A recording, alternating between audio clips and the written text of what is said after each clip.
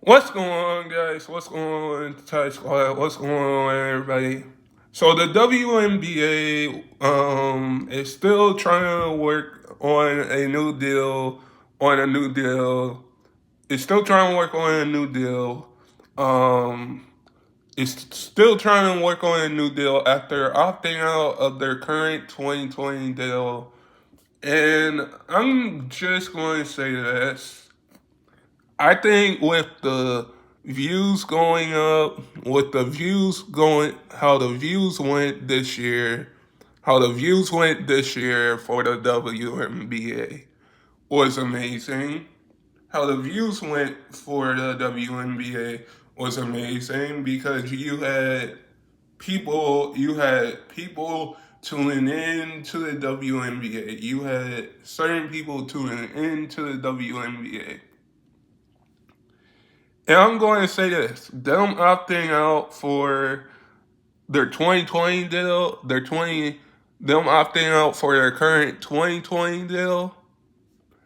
I'm just going to say is that I definitely think that the WNBA players will figure out a new deal because this current deal, this current deal that they just opted out of.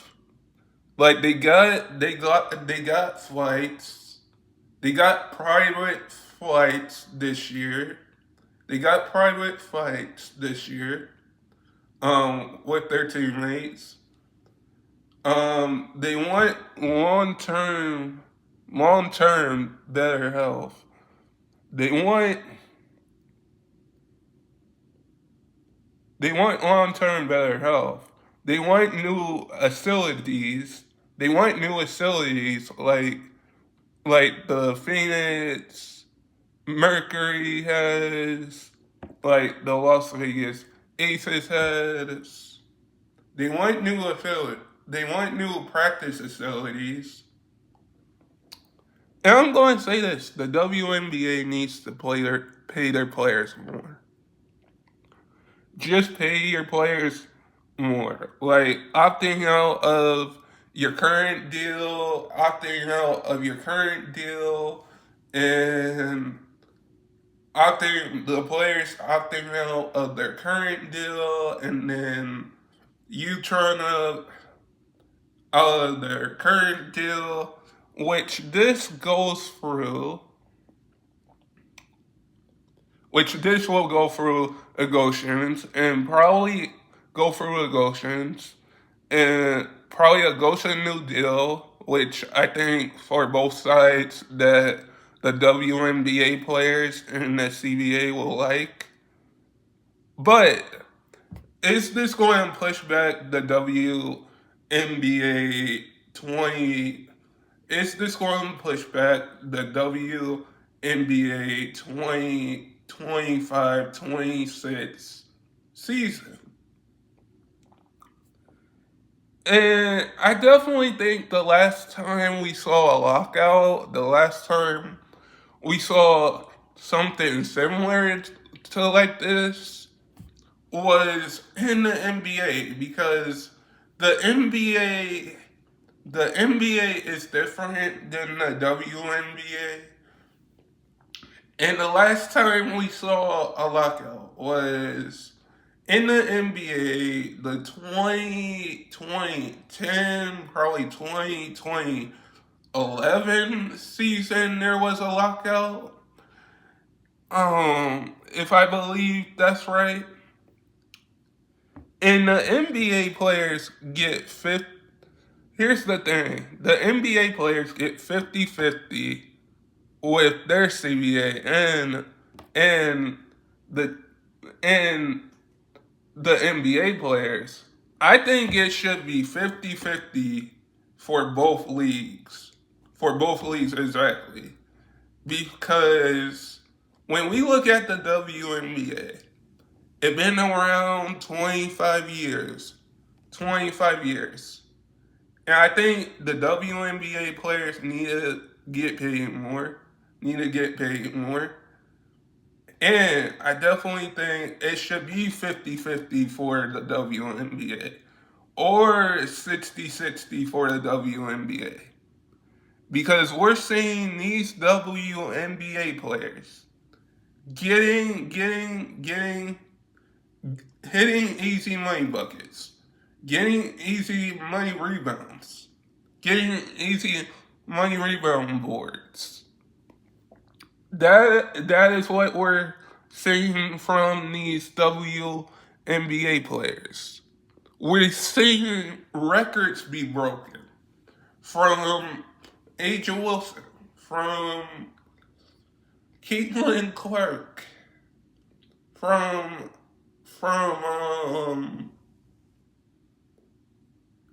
Angel Reese. We seen records be broken by these WNBA players. So them negotiating a deal for them negotiating a deal for a new deal with better health, better facilities, and better facilities, and and better health and better health and better health and better facilities. And I'm going to say this: the WNBA isn't asking for a lot. I think the WNBA players aren't asking for a lot. Because we saw views go up, we saw views go up,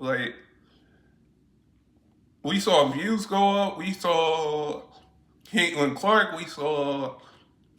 Clark break the all-time double-double record. We saw Angel Reese get the double-double record. We saw Caitlin Clark get the triple-double record in their rookie seasons. We saw Aja Wilson drop 1,000 points in Aces history. So what we saw this season, I'm just going to say this: the WNBA players should get paid more. Because if a new deal doesn't happen, which again they're asking for better health, they want long term, and they want new practice facilities. They want new practice facilities. The WNBA is growing. And I do think it should be 50-50 with the WNBA players and their CBA. I do think it should be 50-50.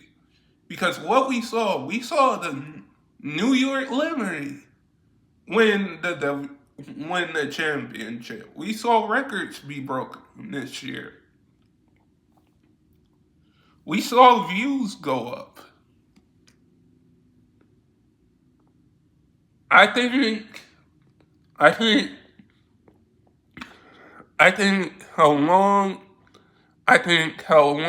this deal is going to go for, how long this negotiation will go for. If there's a lockout, like there was, like the NBA had a lockout. If there's going to be a lockout like the NBA had their lockout, which was for like probably 2 to 3 months of the season, and let's say if the WNBA players, if the WNBA players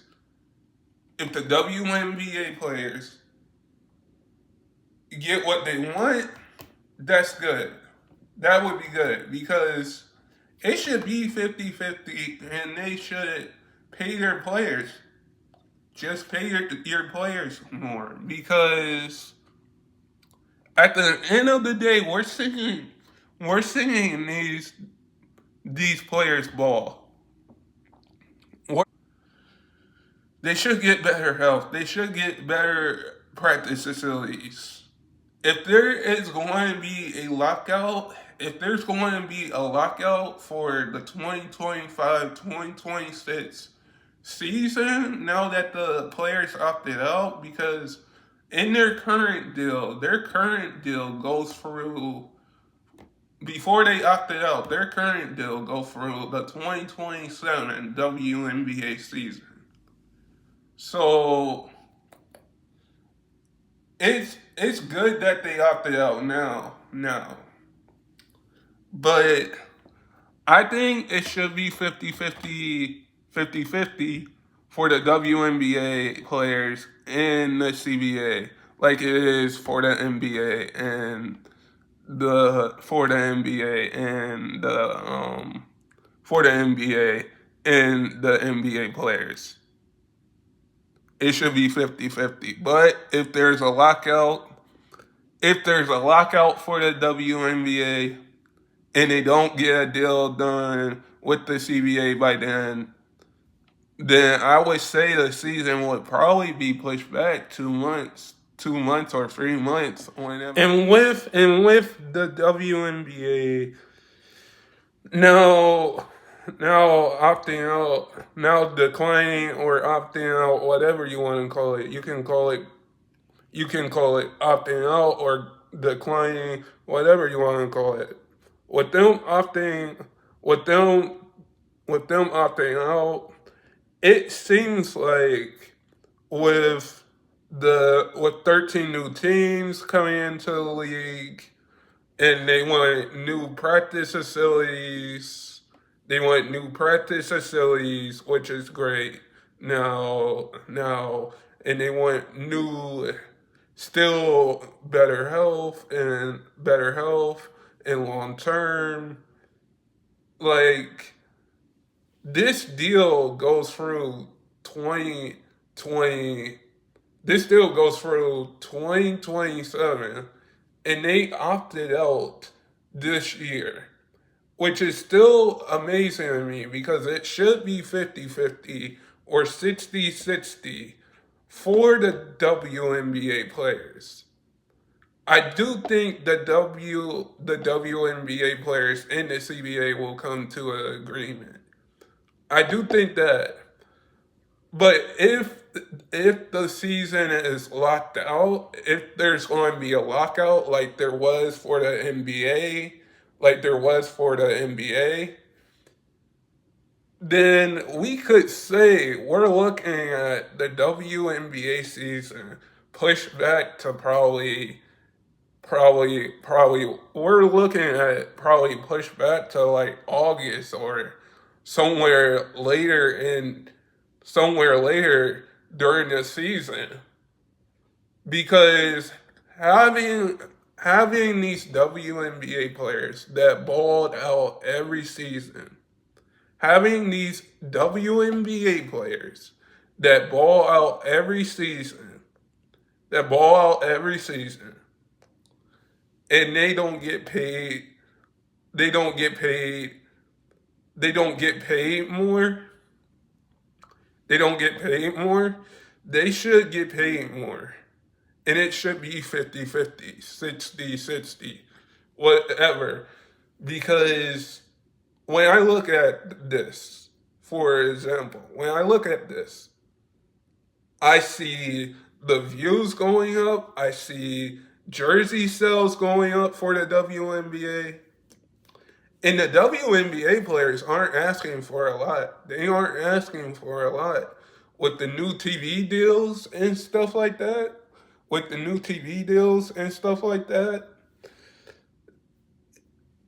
they aren't asking for a lot. So I think the WNBA,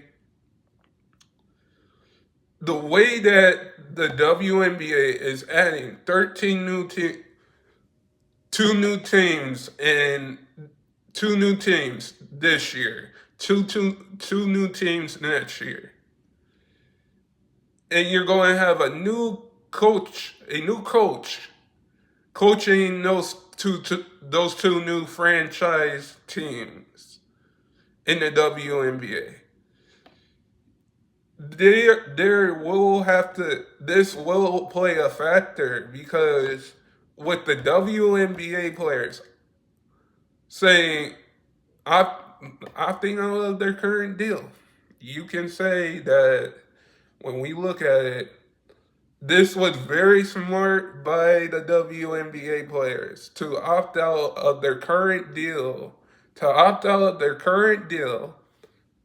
and say, "Hey, we're not happy with this. We're not happy with this in a sense of we want more. We want more." And I think when we look at that, the WNBA players, they ball out every season. And I said this before, and I might say this again. People need to tune in to the WNBA every season because what a guy can do, a girl can do. And that's true. And that's true. And that's true. So I think with the WNBA, if there's a lock-in season, yeah, there's going to be a lockout season. If there's a lockout season, then we'll probably not get basketball for we'll probably not get the WNBA for like a few months or so whenever the new season starts again. Because with the rules changing, like next year, the WNBA playoffs are going to go to probably 7 games for the championship round. Um, TV sales are going up. I mean, the views are going up. TV views are going up as well. So with all of this coming down, I think with all of this coming out, I think with the WNBA players opting out of their new deal and with two new teams being added in Golden State, in Golden State, in Golden State this year, and in Toronto next year, and in Miami probably this year or next year. Like you're going to have to figure out how to pay your players more because look who's coming into this upcoming year. Paige is coming up in this upcoming draft this year for the WNBA, possibly. So with this being with the WNBA players trying to have more, have more stuff to do, have more better health, have more long term. Like they need to start paying their players more and it needs to start being 50-50, 50-50, or 60-60. Because I think the NBA players get paid 50-50 with their CBA. I would say let the NBA players get paid 50-50 with their CBA.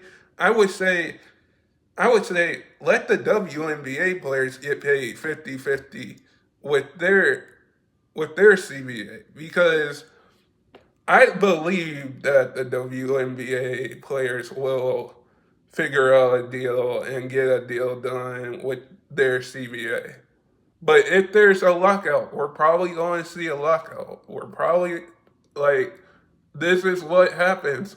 But they're probably going to get a deal done probably by the end of the season because you got their current deal that they signed back in 2020 ends 2027. So you got till this year possibly to come up with something, to come up with a new deal. I mean, to come up with a new deal, and it's gonna be interesting to see. But guys, sub if you're new and never give up your dreams. And I hope all of you guys are safe out there and stay blessed, everybody, and peace.